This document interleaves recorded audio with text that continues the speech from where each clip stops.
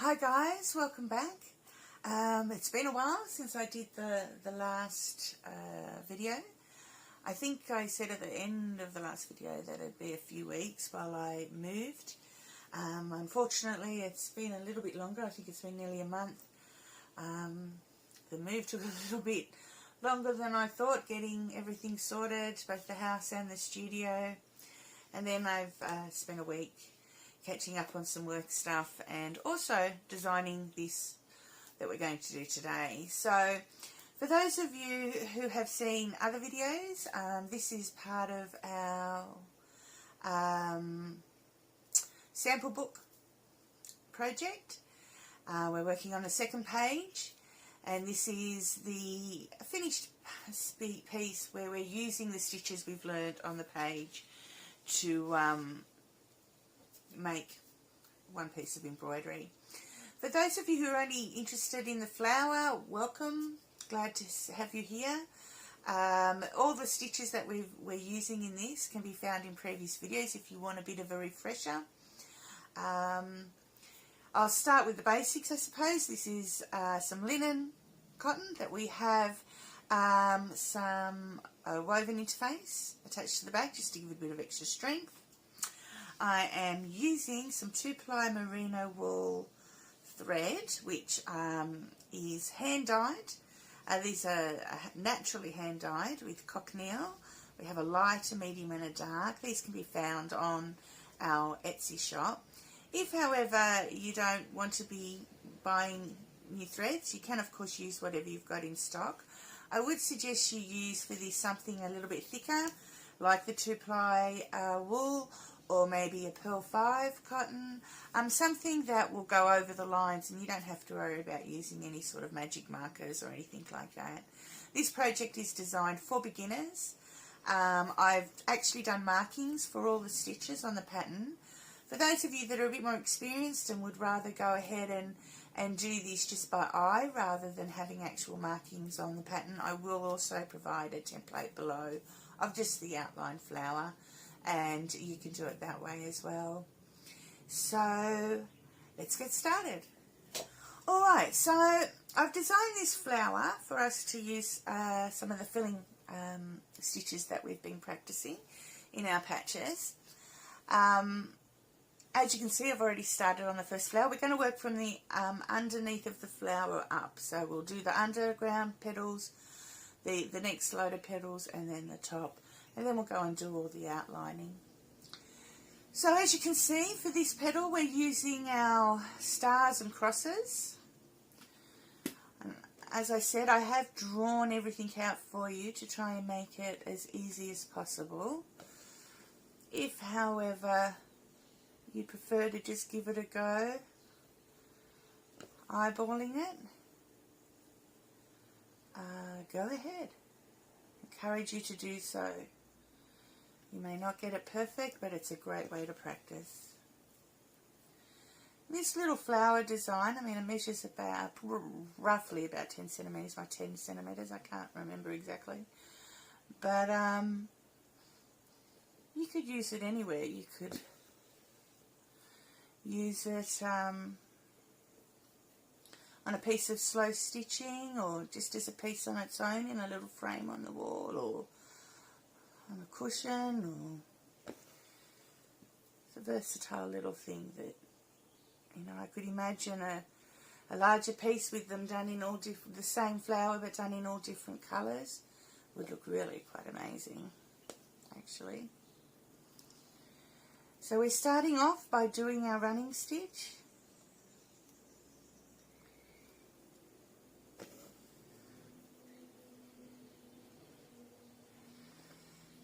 Line.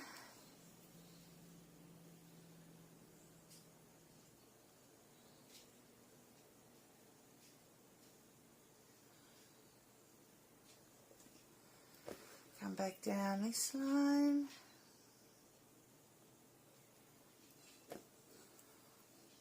Now, I hope the lighting's okay.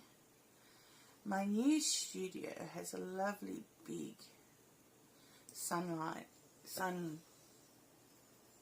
is that what they're called, up on the roof? It's actually lovely and bright in here, but I have added one extra light, but maybe I should have added a little bit extra.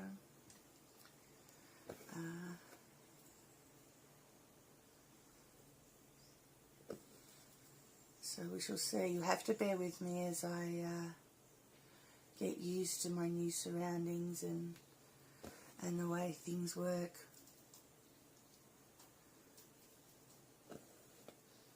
So again, when I've transferred this pattern onto the fabric, I've just used a thin felt tip pen, and our thread is nice and thick and pretty well covers it, which is good. Right, so we do all our running stitches in the vertical position, and now we're going to do all our stitches in the horizontal.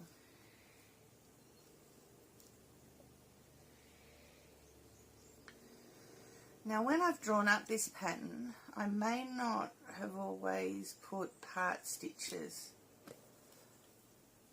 where they are, where they need to be. So just as you're going along, have a look at your pattern and just see. Make sure that see if you need to add any little part stitches just to help fill in any big white gaps. You don't want any big white gaps too much, they'll really stand out. Sometimes it's easy to actually do that when you've already done all your crosses, because then you can sort of see where the white gaps are. So like if you have a look on this line, it's sort of maybe it should be a little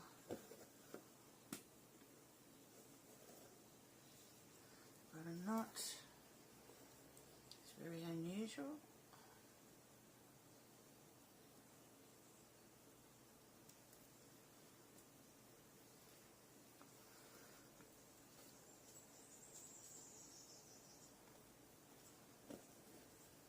See whether you need to add some just little half stitches.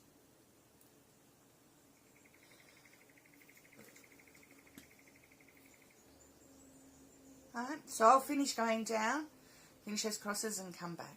Okay, so I've done my crosses, both my vertical and my horizontal running stitches, so to form our crosses. And now I'm just going to add a few of the diagonal crosses over the top to form stars, just towards the bottom of the petal. Just want to give the petals a little bit of that variegated feel where they go from dark on the inside to light on the outside. Now I haven't marked these on the pattern, so you can make your own decision as to where you want to put them, or if you even want to put them on. You may just like the crosses. Now again, the one thing to remember when we're doing these vertical stitches, because I'm just doing a few here and there and not doing them in lines, always make sure that your top diagonal is going in the same direction as all the other top diagonals.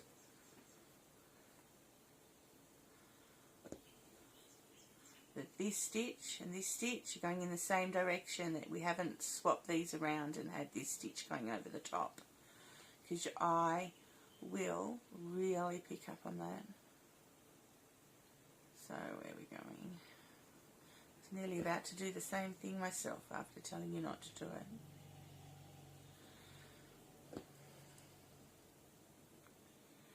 You will find with this pattern that your diagonals meet up, or should meet up. They may not always perfectly meet up, but generally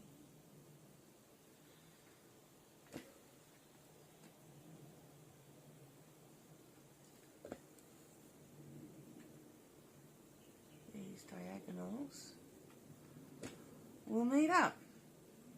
Now, as you can see, once we're finished, I've finished those ones there, you can then sort of see where there might be a little bit of white area that wouldn't be there. So we'll finish off with some part stitches just to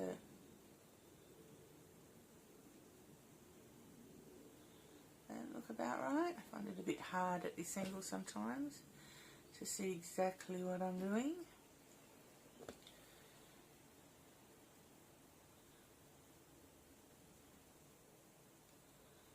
Let me just do one. No, I think that'll be fine. Alright, so I'll leave that one there. So hopefully you've that's enough information for you to go ahead and finish these last few petals in exactly the same way. So do your running stitches vertically, running stitches horizontally, and then add a few diagonals over the top towards the bottom, just to make it look a little bit denser in colour. I'll finish the last 5 and come back.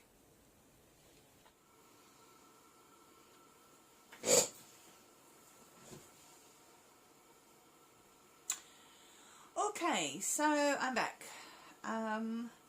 I've completed all my stars and crosses in the lower petals, and I've done one petal of our top range to show you where we're going.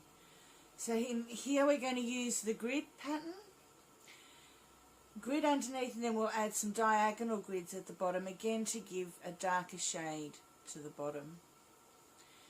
So we'll start off with a back stitch. I'm going to start off with back stitches and do for my vertical lines, and then do some holbein stitch for the horizontal lines. If you want to know more information about, back stitch versus holbein, I do talk about it in one of the previous videos where we look at this grid stitch, but really it's up to you which way you go. In this instance I really want fairly continuous lines, so I'm starting with the back stitch, which is going to leave a little hole for me to easily go into, but then I want my line, that hole, to sort of close up a bit, so I'll change over to the holbein. But it's really up to you. It really doesn't make that much of a difference. I'm using a fairly thick needle at the moment, so that you can see what I'm doing, and it just tends to leave a lot bigger hole when doing the back stitch, so that's why I'll transfer over to the holbein stitch after. But it really is up to you. Now I always start, as you can see, and I did it the same with the crosses, I always tend to start towards the middle, closest to the middle. If you can get your middle line straight, then the rest of the lines you don't even need to think about, because you're just following along. You're not going to get in any way, shape confused. It's just a habit I've had for a long time, but especially too, if you're not following, the other advantage to it is if you're not following along with the dots, if you've just done the outline of the flower and you're going to just eye it to do your stitching, it's much easier if you do start in the middle. It's not only easier to work, but it also means that you'll have a similar gap on each side. It'll be very centered. Your stitch will be centered, rather than having all the grid over here and this last one just slightly not quite off. It just looks a bit funny. So by starting in the middle, you always end up with a centered pattern.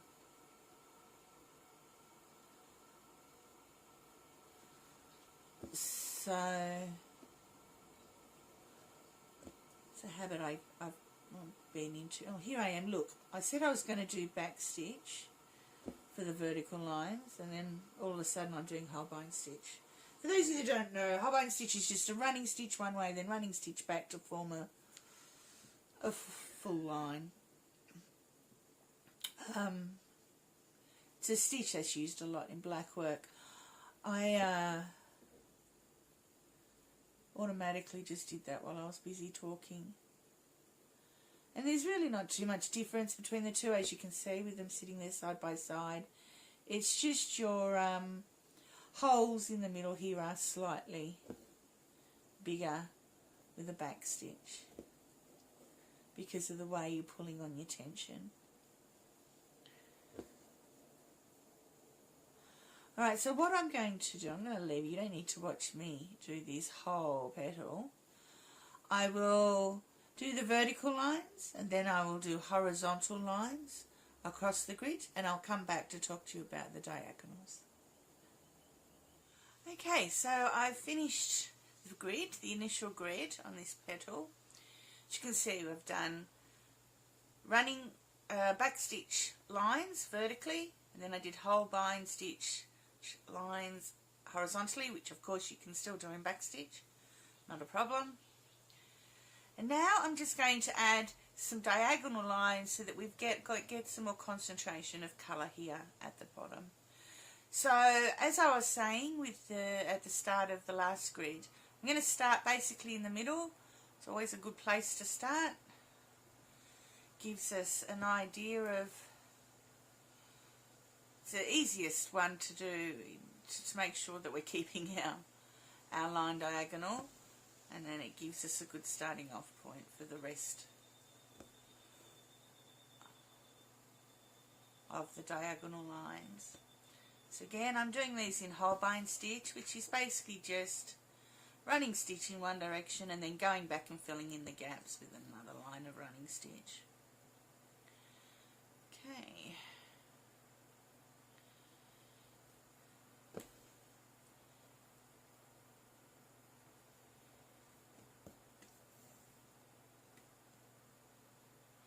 I might not do that stitch there because I think our outlining stitch will cover that anyway, and we don't want it to be too bulky.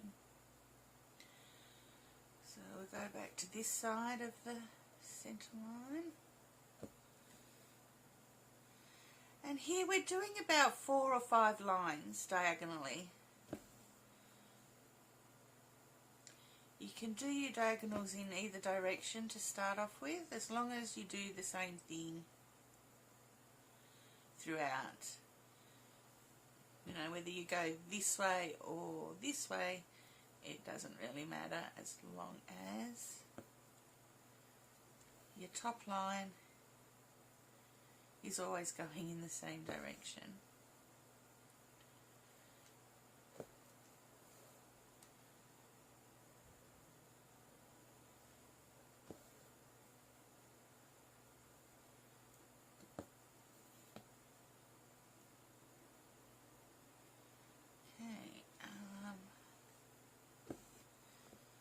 This might be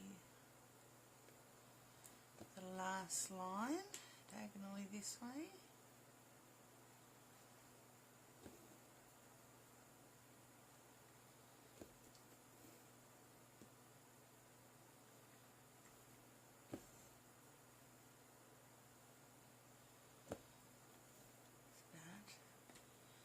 So as you can see, we're sort of going up nearly, just over halfway. Right, so again, I'll sort of start in the middle, and now I'm going to do diagonals in the opposite direction.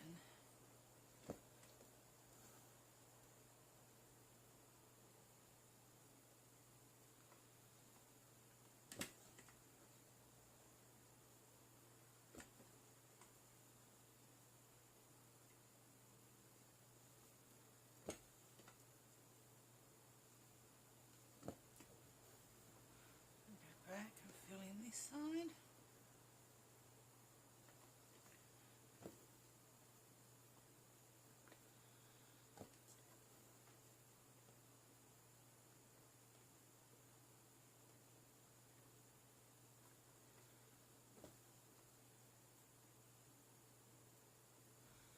Sorry, I can't quite see what I'm doing. I went in too high there because it's only actually a half stitch. Actually, I only want a half stitch there. It's a bit hard. I'm at an odd angle as I'm trying to record this. Makes it a bit harder. Okay, so we'll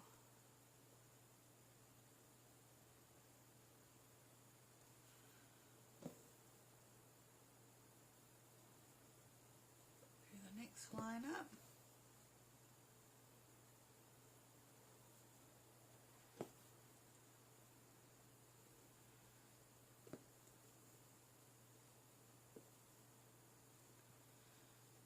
And then I think we'll do one more line, though I may run out of thread. It's always the way, isn't it? Just as you're about to finish, you run out. Again, that's a little half stitch.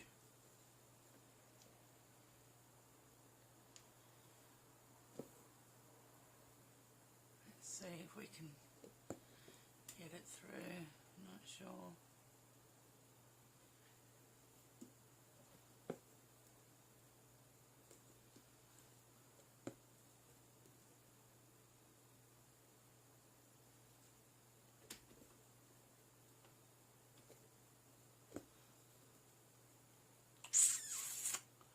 Gonna be close, guys.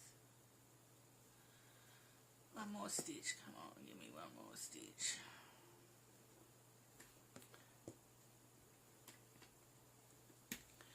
Have we done enough? 1, 2, 3, 4. 1, 2, 3. Sort of a 4. Have a look at it when you're there and decide then whether you want to do a little bit more. I may actually do another line, I think, of each. So I need to rethread my needle. I'll do another line this way, another line that way. Now, because I've already done these lines, when I go over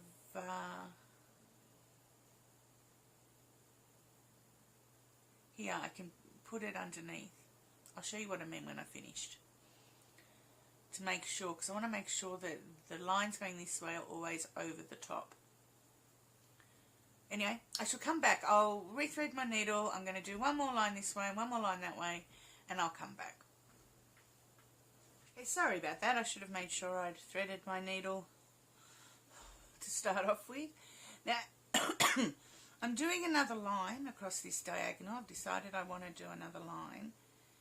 And I need to do down these stitches as well, but I've already done a stitch that's meant to go over the top. So rather than just stitch it, I'm going to sneak under it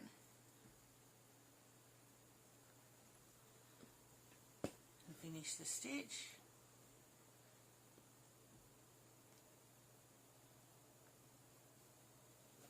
And then just continue on finishing that row. So that way, again, I'm just making sure that all the stitches that are going in this way are underneath all the stitches that are going in that direction.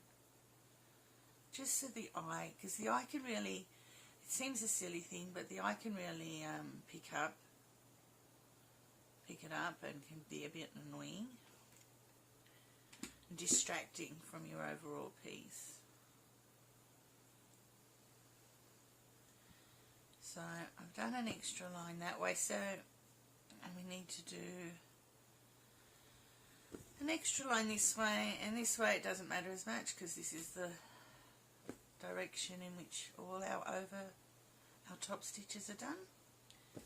So we don't need to go under, we can go over.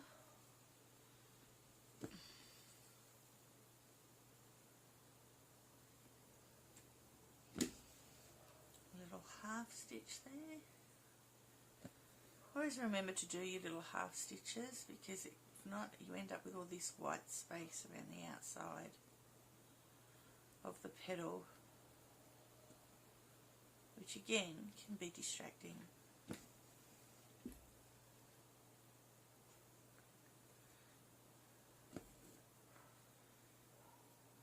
Oops, somehow I've managed to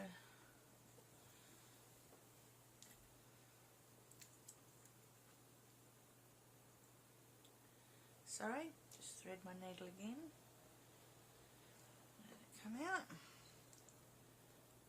Do this last one.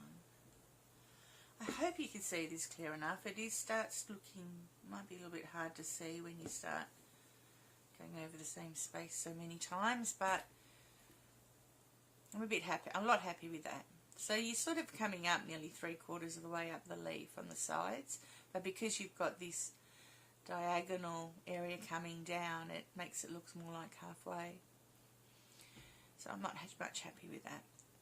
So again, to reiterate, we do our vertical line up the leaf, the petal, sorry, our horizontal line across the petal, then we go in one direction diagonally across the petal, and then the other opposite diagonal stitch. We do that to about 3/4 up the way of the leaf, and we end up with a petal that looks like that. So I'll go away and do the other 4 stitches, and I shall come back after that. Okay, so I've finished all the petals in our grid pattern. We have a nice blend of different shading in regards to the mid cochineal that I've used here. I think for this week we'll finish there. There's a good few hours work there for you to do, and we'll come back next week and have a look at how to do the middle part and our outlining. I just want to mention here that there are so many different ways that you could now do varieties of this. You don't have to do things the way I've done it. You could, for example, like I've used a lighter colour and a darker colour. You could use all the same colour if you're looking for something more monotone. You could use all different colours and have a variety of colour and shades there. You could use all crosses or all stars if you wanted to. You could use the same here. You could use just a grid, or add the diagonal for all of them to make the petal a lot darker. You could also maybe add extra shading. You could, instead of doing the crosses all the way up to the top, you could have just done verticals, you know, 1/3 of the way down, crosses 1/3, and then the stars 1/3. The same with your grid. You could change it up a different way. So there's so many different ways that just with these 2 stitches basically, and with these petals, that you could add your own personal touch and your own variety. You know, it could even be a good idea to just, you know, do a larger piece and draw out several flowers and have a go at playing with all the different ways you could change it and mix it up. So anyway, I'll leave it for there this week. Next week we'll come back and we'll look at the inside of our flower, and we'll look at all our outlining, and we'll go from there. Okay, see you next week.